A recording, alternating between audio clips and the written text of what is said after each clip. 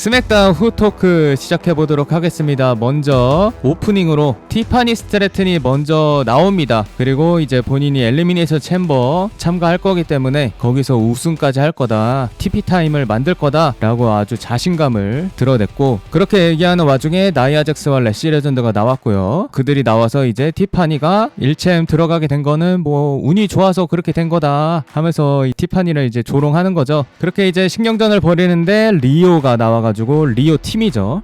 리아 리플레이 이오스카이 팀이 나와서 나이아 래시 레전드와 신경전을 벌이면서 바로 오프닝 경기가 시작이 됩니다. 사실 이 경기를 위해서 이렇게 나온 거라고 봐야겠죠. 해서 이제 두 번째 위미스 태그팀 챔피언십 리오 팀 대 나이아 잭스 래시 레전드의 경기 결과부터 말씀드리면 더블 카운트 아웃으로 무승부로 끝이 납니다. 근데 여기서 이 더블 카운트 아웃이 보통은 이런 결과가 나오는 이유가 위상을 지켜주기 위해서, 어느 팀도 패배를 남기지 않게 하기 위해서 그렇게 이제 결과를 내는 경우가 많은데, 이 경기로 봤을 때는 이 나이아 잭스와 래시 레전드 팀이 지지 않기를 바랬던 것 같습니다. 그래서 결국에 그냥 무승부로 끝이 났고, 뭐 테이블이 뽀개지는 박살나는 장면도 나왔고요. 그리고 경기가 끝나고 나서 난투극이 벌어지는 그런 장면도 있었고, 뭐 결국엔 리오 팀이 제압을 했죠. 그리고 이제 세 번째로 카멜로 에이즈 세그먼트 진행이 됩니다. 카멜로 에이즈가 나와서 뭐 본인이 US 챔피언으로서 프라이드가 어느 정도인지,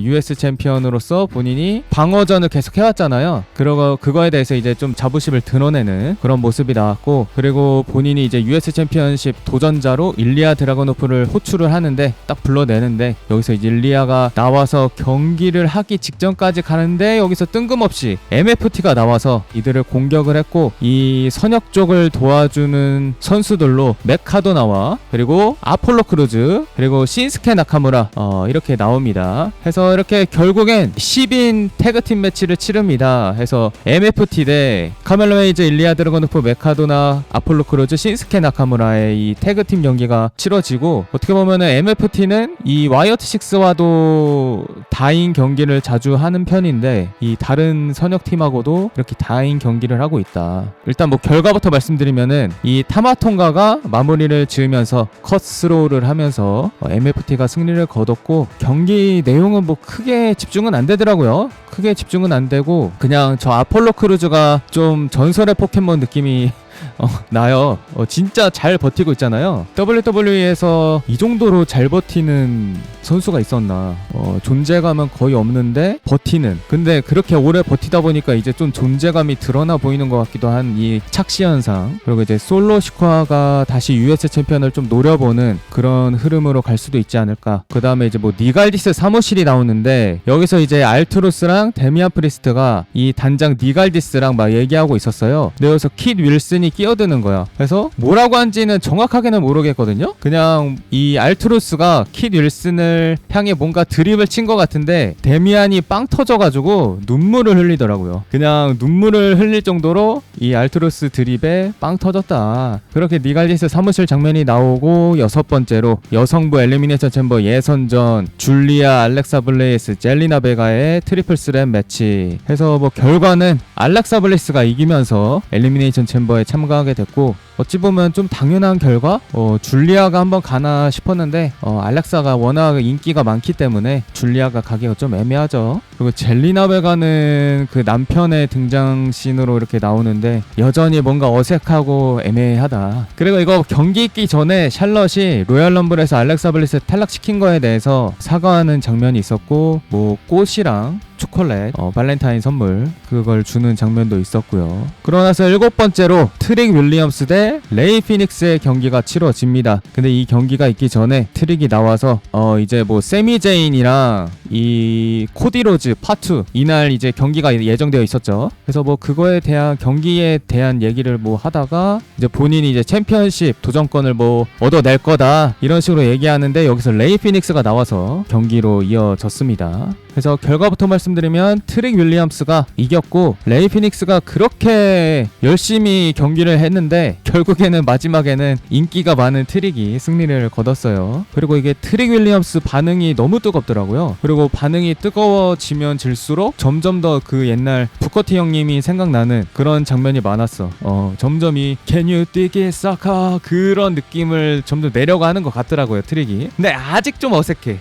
아직 좀 어색한 그게 있긴 한데, 개인적으로는 트릭이 좀 자기만의 개성으로 더 갔으면 하긴 해요. 이 부커티를 가미하는 정도는 좋은데 솔직히 막 손바닥 보고 여기까지는 안 갔으면 하는 바람이 좀 있습니다. 그거는 이제 부커티 형님이 만들어낸 시그니처 제스처고, 그리고 트릭은 그냥 트릭만의 뭔가를 만들어야 되지 않을까. 뭐 웁대 트릭이 있는데 웁대 트릭 외에 그런 행동에서 나오는 것들도 있잖아요. 근데 그게 너무 부커티를 따라하면은 부커티 복사본이라는 소리를 들을 수 있잖아. 그러니까 그냥 뭐 자기만의 그걸로 더 갔으면 하는 마음이 개인적으로 좀 있긴 합니다. 다음으로 WWE 위미스 챔피언십 제이드 카길 대 조르딘 그레이스. 그래서 제이드 카길이 무난하게 방어를 했습니다. 근데 이게 경기가 있기 전에 리브 머건, 도미닉, 라켈 로드리게스가 나와서 뜬금없이 그 링 아나운서 테이블 옆에 이 발렌타인 파티를 하는 테이블을 펴가지고 아주 그냥 지대들끼리 뭐 회식하듯이, 아무튼 이들은 와인 마시고 막 그러고 있는데 안에서는 둘이 경기를 계속하고 있었다. 근데 이제 뭐 경기 내용이 뭐 그렇게 재밌진 않았고, 이 마지막에 제이드 카길이 왼쪽 팔이죠. 제이드 카길 기준 왼쪽 팔 여기를 좀 아파하는 것 같더라고요.